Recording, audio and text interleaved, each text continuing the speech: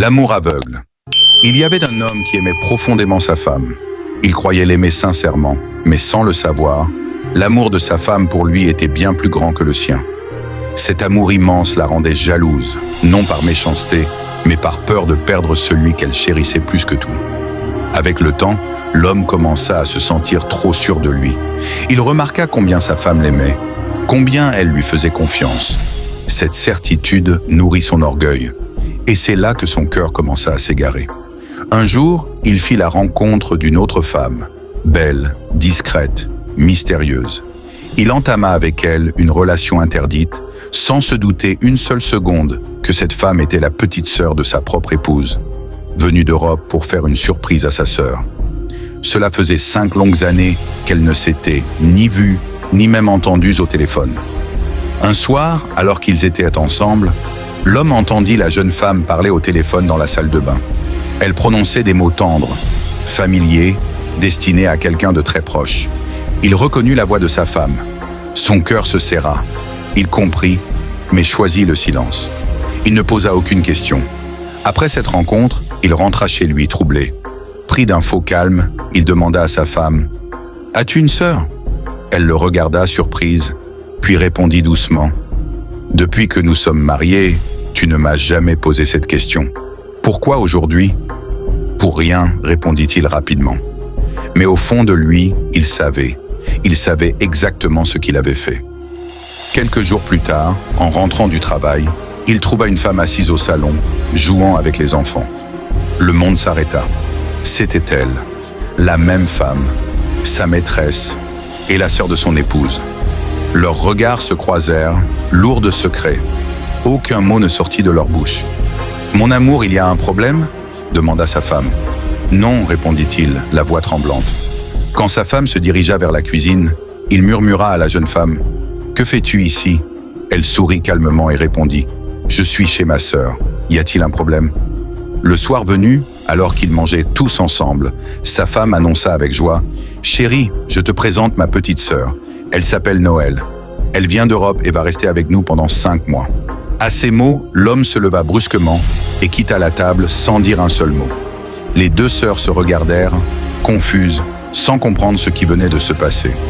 La nuit née dans la chambre, sa femme brisa le silence. « Explique-moi ce qui s'est passé ce soir. » L'homme la regarda longuement. Ses yeux étaient maintenant remplis de larmes. « Pourquoi pleures-tu » demanda-t-elle inquiète. Il ouvrit la bouche, mais les mots refusèrent de sortir. Car comment avouer que par trahison, il avait blessé non seulement son mariage, mais aussi le sang même de la femme qu'il aimait plus que sa propre vie. Les larmes coulaient sur le visage de l'homme. Sa femme, assise au bord du lit, le regardait sans comprendre, le cœur serré par un pressentiment sombre. « Parle-moi. »« Je t'en prie, murmura-t-elle. » Sa voix tremblait, mais elle restait douce. C'était cette douceur qui brisa définitivement l'homme. « Je t'ai trahi, dit-il enfin, la voix brisée. « Comment ?» demanda-t-elle, le souffle coupé. Il baissa la tête, incapable de soutenir son regard. « Noël, avant de savoir qui elle était, j'ai été avec elle. » Le silence qui suivit fut plus violent qu'un cri. La femme sentit son cœur se fendre lentement, comme une terre sèche sous la pluie, mais sans la moindre goutte pour apaiser la douleur. « Dis-moi que tu mens, » murmura-t-elle. Noël entra à cet instant, attiré par les voix étouffées. En voyant les larmes, elle comprit. Elle comprit tout. Ses jambes cédèrent et elle tomba à genoux. « Ma sœur, je ne savais pas, je te le jure. » La femme se leva lentement. Elle regarda son mari puis sa sœur. Son regard n'était ni rempli de colère, ni de haine. Il était vide, terriblement vide. « Vous m'avez tous les deux perdu, » dit-elle d'une voix calme, trop calme pour être saine. Elle prit une petite valise déjà préparée. Dedans, il y avait des vêtements et son alliance, qu'elle posa doucement sur la table. « L'amour que je vous ai donné ne vous appartient plus. » Les enfants pleuraient au salon. La maison, autrefois pleine de rires, n'était plus qu'un tombeau de regrets. Quelques jours plus tard, la nouvelle tomba comme une pierre. La femme avait quitté la ville. Personne ne savait où elle était partie. Elle avait laissé une simple lettre. « J'ai trop aimé pour rester.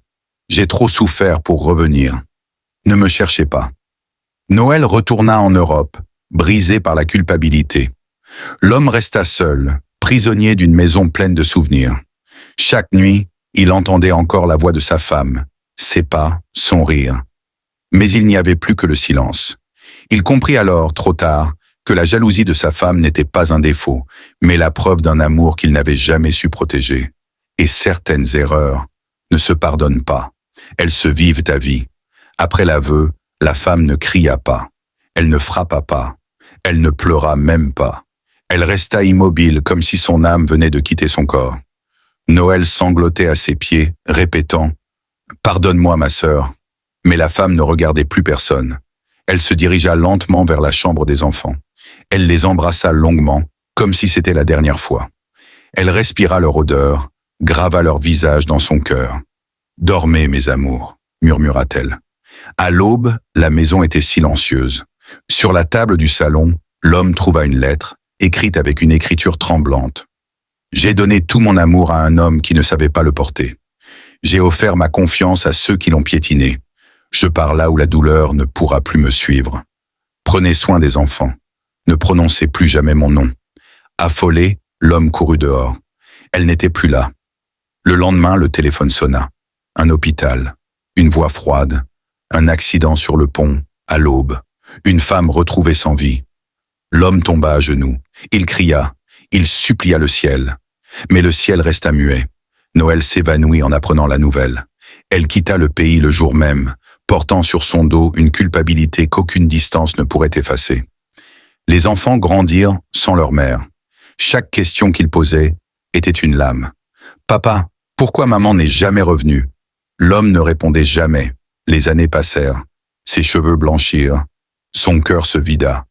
Chaque nuit, il se rendait sur le pont. Il restait là, immobile, regardant l'eau noire, murmurant « Pardonne-moi ».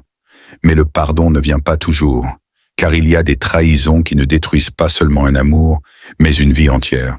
Je t'ai aimé, mais pas assez pour te protéger.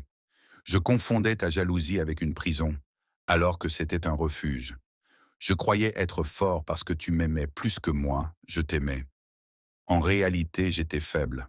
Quand j'ai compris qui elle était, il était déjà trop tard.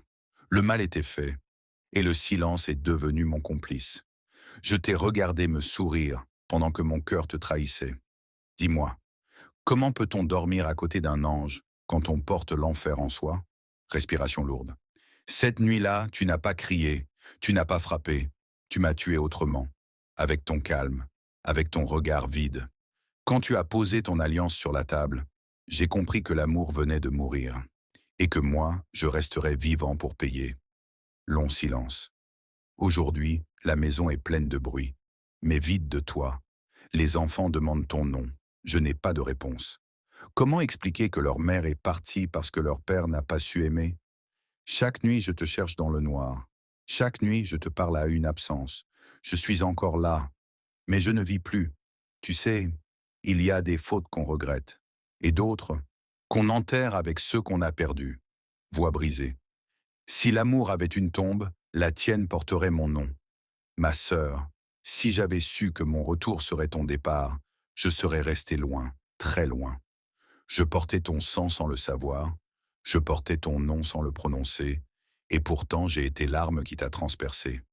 Je n'ai pas volé ton mari par désir, mais par ignorance, et cette ignorance est devenue mon crime. Chaque nuit, je vois ton regard quand tu as compris, ce regard sans colère, mais plein de mort. Je vis aujourd'hui, mais je vis à genoux. Où que j'aille, je resterai ta sœur qui n'a pas su te protéger. Pardonne-moi, même si je sais que certaines fautes ne trouvent jamais de pardon. Je vous ai aimés tous les deux, l'un comme un mari, l'autre comme mon sang. Je vous ai ouvert mon cœur sans serrure, sans peur, sans méfiance. Quand j'ai découvert la vérité, ce n'est pas la trahison qui m'a tué, c'est la solitude soudaine au milieu de ceux que j'aimais. Je n'ai pas fui par faiblesse, j'ai fui parce que rester aurait fini de me détruire. J'ai choisi le silence plutôt que la haine, l'absence plutôt que la folie. Si mon départ vous a brisé, sachez que rester m'aurait achevé. Aimez les enfants mieux que vous ne m'avez aimé. Quant à moi, je repose enfin là où la douleur ne me suit plus.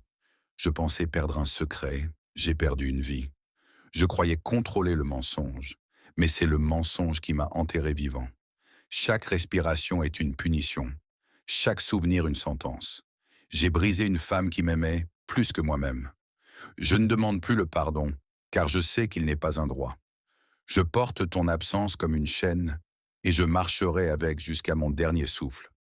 Ainsi se termine l'histoire de 3 cœurs liés par l'amour, détruits par la trahison et condamnés par le silence. L'un est parti pour ne plus souffrir, l'autre vit pour regretter, et la troisième marche avec une culpabilité sans tombe. Car quand l'amour est trahi, il ne meurt pas seul, il emporte tout sur son passage.